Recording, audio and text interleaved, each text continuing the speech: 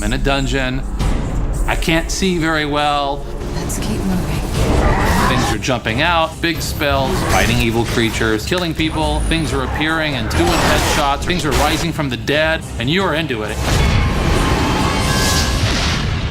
Hunted's a fast-paced game with a lot of depth. We work for the Lord Mayor of Dyfed. We talk about telling a dark story, but we wanted to make sure that our player was going to experience really diverse environments. Terror's down there in the dark. It was just kind of, me and Rob, our art director, getting together and kind of talking about what would it look like, what would the technology be like, and that's kind of the way that the game evolved.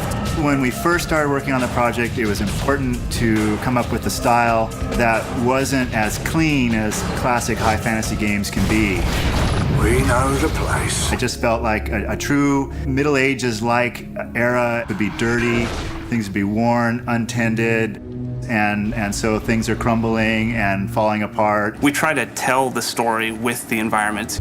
The wear and tear, the grime we put on it, we try to give that sense of history. You come into an area with ancient ruins of some civilization that used to live in an area, but it's about giving the world this richness and this life that is larger than the span of the game story we're telling.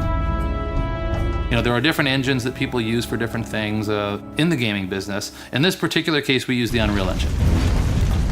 Our focus going into this project was actually try to do what Unreal does best. Third-person shooter games and games that involve cover. And if you are moving forward into landscapes and environments, the Unreal Engine does it perfect. So what that did was allow us to spend 100% of our efforts on game design and graphic fidelity. Throughout the game, whether you're underground or above ground, you'll come around a corner and get these just amazing views. We want to have a heavy element of verticality in our levels. As a ranged character, sometimes being up in a post is the better area because you can get a view. As more of a melee character, you can sit there and protect that area. Use a little help here. Well, this is one of the final areas. When we first started, we talked about doing a tower and doing something big, but it's been done so many times, and we thought, let's do a giant pit instead. There might be a little bit of a spider problem down here.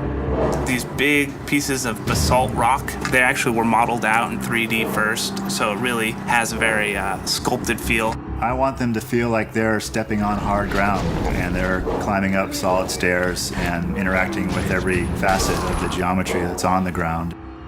We need to be at the Fountain of Alicia by morning. It's not so typical in a console game to be able to create your own world. But I can't thank you enough.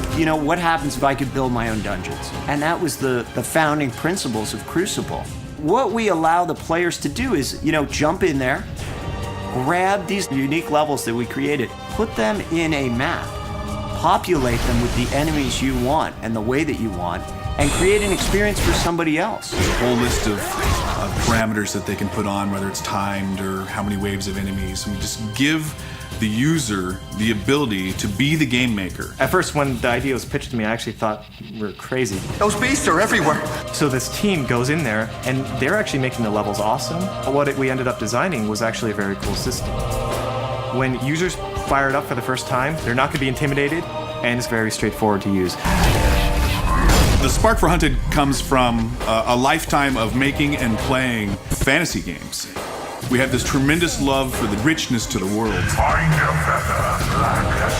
Every rock, every bit of dirt, every tile of broken pottery, every wall, every bird. It's immersing yourself in this world and this experience, the emotional attachment to the world. It's a roller coaster.